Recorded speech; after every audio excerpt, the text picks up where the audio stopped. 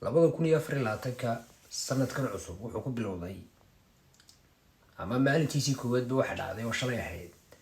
dhammaan siyaasiyiintii Soomaaliya gaar ahaan nabad iyo nolol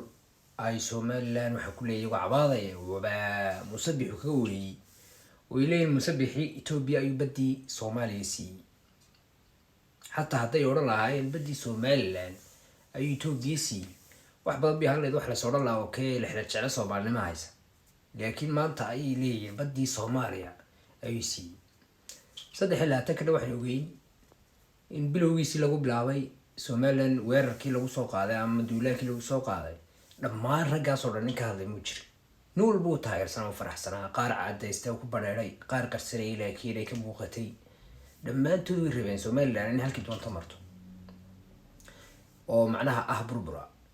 taa waxa kaaga daran nabadii nolol waxa ugu weynaa farmaajo wuxuu ahaa dadkii mar walba ku ololin jiray Soomaalida ka dhaadhicin jiray waa Ethiopia waa 120 milyan waa inaan ugu yaraan 4 dekado siinaa waa dekado dekadahaasna anagu dhaqaalo uma haysano iyaguna dhaqaalo uma haystaan ku dhisan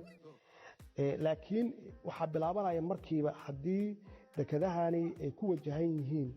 inay supply gareeyaan 100 milyan oo Ethiopian oo aan dekado lahayn in daran iyo shirkado badan iyo shakhsiyaad badan oo ganacsato ah ay maal gashadaan maxaa yeelay meeshaas waxaa jooga consumers badan ayaa jooga anagu markaa cid alla cidii maal gashanaysa dekedeena afar kaliya ma xitaa waxaan jeclaan lahaa inay ka bataan bacdama aan 3300 oo kilomitir afarta dekedood maxay ahayd imika rawaadi oo waxa soo baxday qarxinta dekeda berbereen oo qorsheynayba waa berbera sayla iyo xiis adigu afar dekedood ka mid ah Somaliland oo sii rabay oo ka kireeyo ama soo doono hawsiyo isagoo raba in macnaha wixii Soomaalida kalena ay isticmaasho Muqdisho iyo dhulka kale ay isticmaasho koonfurta Soomaaliya laga isticmaalo taa waxa kaaga daran isagoo daba bareeray ninka hali jiray ma jirin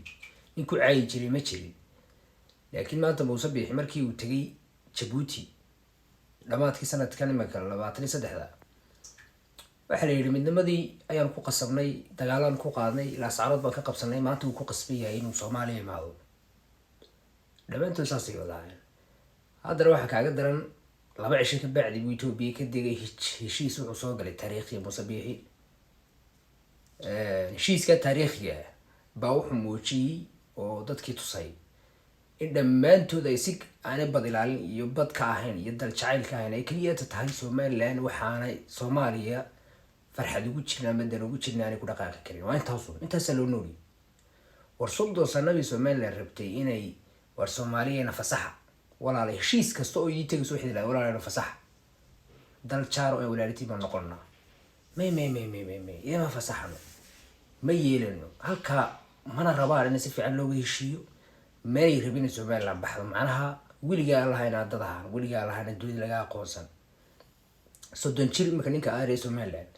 wiligi Soomaaliya dawlad leedahay ma arag dawlad Somaliland dunida ma aragtay kamidana ma yarag nasiibo ma yeelan bas aasna ku dhintaan way rabaan macnaha markaas oo waxa soo soo gudbo iyadoo ay saas tahay in heshiis taariikhi oo waliba hordhac un ah macnaheedu waxa weeyaan marka hore waa bamka bala tuuraya wali furki laga ma furin ma garad oo imika ay tahay baarlamaanku maro in qodobo meesha ay tahay malaas qoray baaba laga dhigi karaa dil doon lawa Somaliland halkii doon laga dhigi karaa macnaha waxa weeyaan Ethiopia 120 milyan waa loo baahan Soomaaliya u baahan ganacsigeeda oo dekedeeda u baahan ka kareyso Djibouti u baahan Eritrea u baahan hadii ay Somaliland ku beedhay Ethiopia una qoonsanaya taabti waxa weeyaan inay ahayd hambaliysan bixid ka hadaan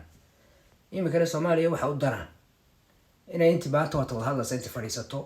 oo ay tiraahdo Somaliland anaguna u ictiraafnay ana cimri tagay ceeb lagu ma sugootiyo